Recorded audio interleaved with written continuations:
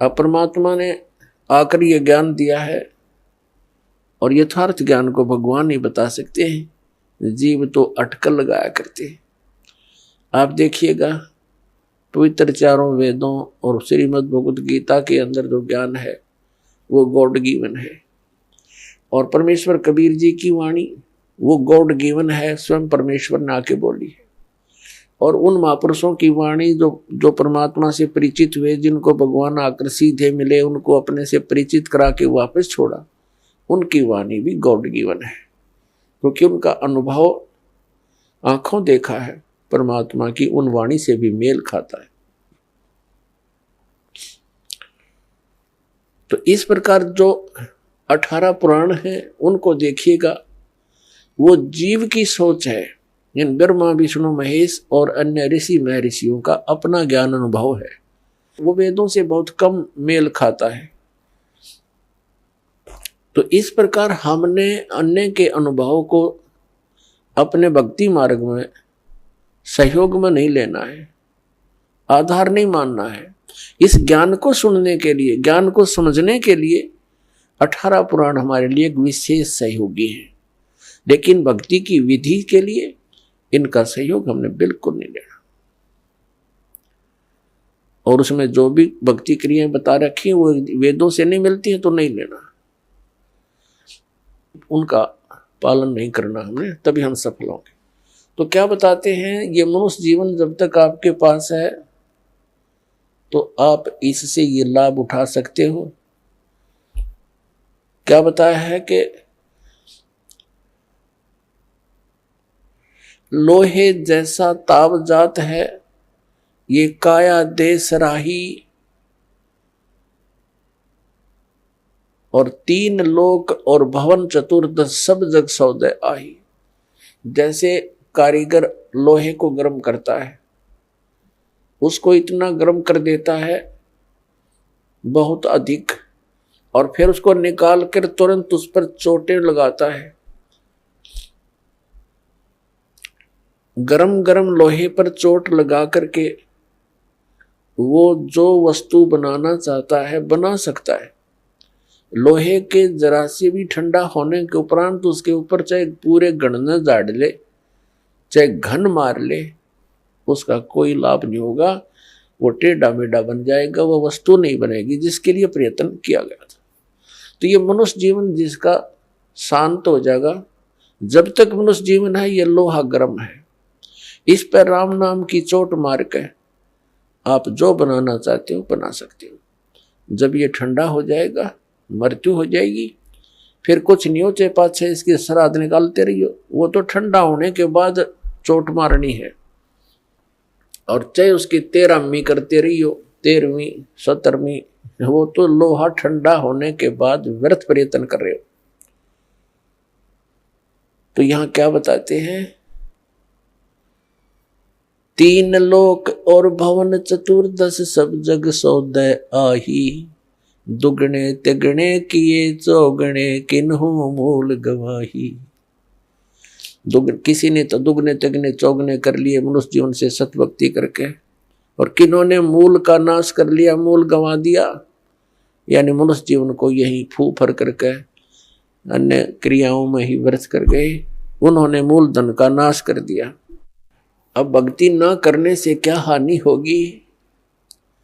नर से तीतू पशुआ की जय, गद्दा बैल बनाई, ये 56 भोग कहाँ मन मूर्ख, कित कुरडी चरने जाई। पुण्यात्मा, हम मनुष्य जीवन प्राप्त करके उन सभी सुविधाओं को प्राप्त कर लेते हैं जो भगवान मनुष्य जीवन प्राप्त प्राणी को देता है। वो क्यों देता है? इसलिए देता है कि इन सुविधाओं को प्राप्त करके ये भक्ति कर लेगा, अपना कल्याण करा लेगा। जिनको मानव शरीर प्राप्त है वो उनकी ड्रेस अन्य प्राणियों से भिन्न है। ड्रेस मीन आपका ये शरीर, ये बॉडी, ये ड्रेस है, एक पोशाक है आपकी, ये स्टूडेंट की है। और जो स्टूडेंट, जो विद्यार्थी अपना उद्देश्य को पूरा ना करके, पढ़ाई ना करके सिनेमा देखता है, गेम देखता है, बाहर बकवाद करता है, तो फिर क्या होगा?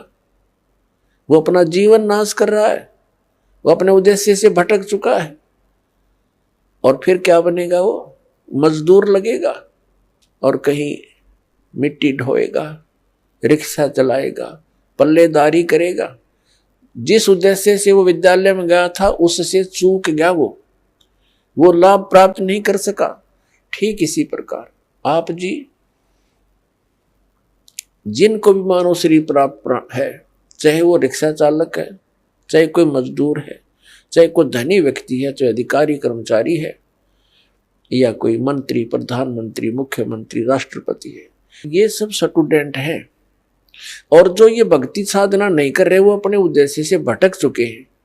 माता पिता से प्राप्त उस धन का वो दुरुपयोग कर रहे हैं। हमारा माता पिता कौन है? कबीर भगवान। उसने हमें ये पूंजी दे करके आपको फ्री कर रखा है। जैसे बच्चे को माता पिता 15-16 वर्ष तक बिल्कुल फ्री कर देते हैं, बढ़िया कपड़े देते हैं, बढ़िया खाना देते हैं, कोई काम भी नहीं लेते हैं, पैसे भी खूब खर्च करते हैं, तुम किसी प्रकार अपना उद्धार करवाओ, अपनी शिक्षा पूरी कर लो।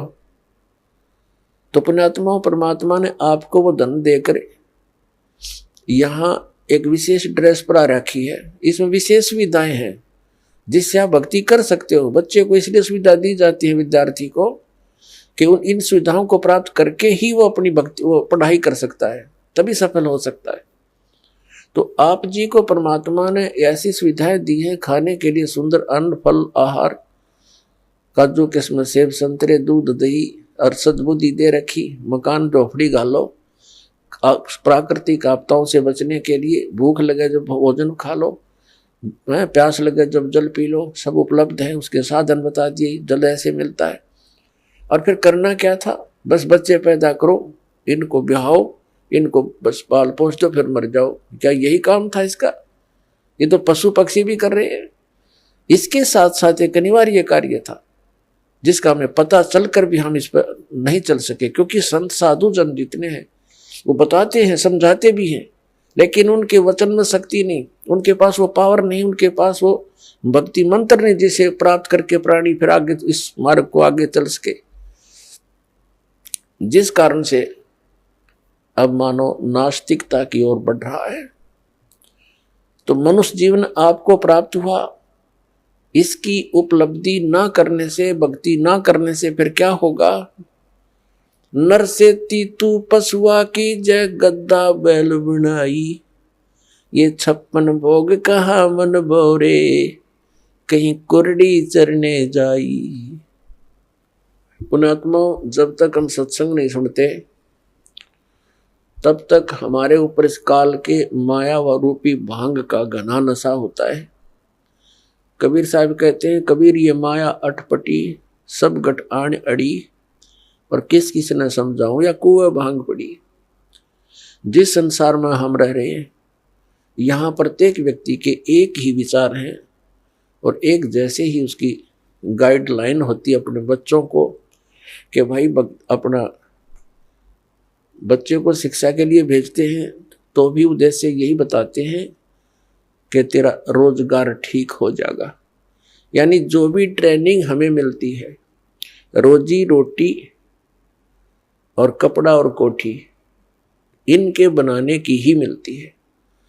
तो उस समाज में रहकर के आप अपना उद्देश्य भूल चुके हो।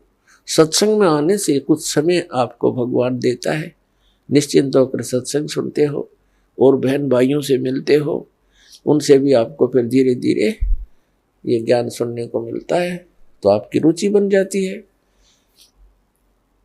तो परमात्मा क्या बताते हैं कि आप मनुष्य जीवन प्राप्त हो, आपको कितनी सुविधा प्राप्त है। जब भूख लगती है खाना खा लेते हो, प्यास लगती है पानी पी लेते हो, गर्मी सर्दी से बचने के लिए मकान बना लिए। ये वैसे मकानों की आवश्यकता हमने इतनी चाहिए थी कि आवश्यकता से अधिक ना बनाए इनको। ये हमारा भक्ति बाधक है। जो भक्ति करना चाहते हैं मोक्ष कराना चाहते हैं तो उनको इन सब नियमों को फॉलो करना पड़ेगा जो बताए जाते हैं, क्योंकि वो भक्ति में बाधक है। और जो भक्ति बाधक है आप उनको भी साथ लेकर चल रहे हो तो आप ऐसा कर रहे हो जैसे किसी पशु के गल में लठ बांध दिया करते सा मोटा रस्से में गाल के। अब वो चल नहीं सकता उस स्पीड से जैसे उसे चलना चाहिए, चला गट्टियां पर लग गए। तो आप जी इन मर्यादाओं को पालन ना करके और भक्ति रूपी मार्ग पर चलने की चेष्टा करोगे, आप नहीं सफल हो सकते। तो इसलिए हमने ज्ञान के आधार से इन बुराइयों को, इन कुरीतियों को और सांसारिक परंपराओं को भी त्यागना पड़ेगा, तब हम इसमें सफल होंगे। फिर अपनी बड़ी स्पीड से चलेंगे। जैसे मकान बना लिया, ठीक है, आजकल परमात्मा ने दया कर रखी है, बढ़िया सुविधा आपको प्राप्त है, मकान बना लो, जैसा आवश्यक हो उतना ही, केवल उसी के लिए कि बढ़िया कोठी बनाऊं, लोगों का प्रशंसक बन जाऊं। ये हमारी अपनी सोच होती है, अध्यात्म मार्ग नहीं है। तो मकान बनाओ जितना आवश्यक हो और जितनी आपकी जेब अलाउड करती हो, आवश्यकता से अधिक खर्च मत करो। हमारे पूर्वज आपने देखे होंगे, हमने तो खूब याद है, झोंपड़ियों में टाइम पास करके कई कई पीढ़ी, उनका तो इतना काम है, एक चारपाई डालनी है आपने, चाहे 10 कमरों का मकान है आपका, एक कमरे में एक कोने में 3.5 बाई 7 फुट की जगह चाहिए आपने। घुटने तो घुड़िया तो मोकली है। कबीर साहब तक कहते हैं घर तो 3.5 हाथ और गढ़ा तो 4.25। कहे कबीर अधिका कहे उसको नहीं विचार। ये मनुष्य की जो शरीर है 3.5 हाथ का होता है। परमात्मा कहते हैं आपने घर 3.5 हाथ की आवश्यकता है, घना बनाओ तो 4.25। अरे से फालतू बनावा है तो मूर्खता है तेरी। फिर भी परमात्मा का कहने का तात्पर्य है कि आवश्यकता से अधिक कोई भी वस्तु आप संग्रह करते हो आपकी भक्ति का बाधक बनेगा, क्योंकि समय वेस्ट व्यर्थ जाएगा। कोठी बना ली, 1-2 लाख अपने पास से लगा लिए, 3 लाख कर्जा कर लिया। अब जब तो कर्जा ले लिया, ऋण ले लिया, पता नहीं चला, 1 महीने के बाद मांगने वाला आने लग जाएंगे। चैन गई, रात न नींद आवा नहीं, और भक्ति का भी नाश। वह को ठीक है काम आई आपके। तो इस प्रकार हमने भक्ति मार्ग में जो बाधाएं हैं उनको त्यागना पड़ेगा।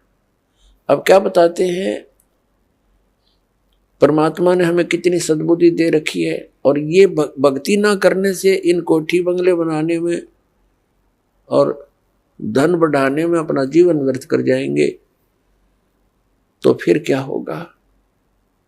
नर से तू पशुआ कीजिए, नर से फिर तू पशु बनेगा। नर से तू पशुआ कीजिए, गद्दा बैल बनाई, अरे ये सुंदर भोजन का मन बोरे कि तो कुर्डी सरने जाई।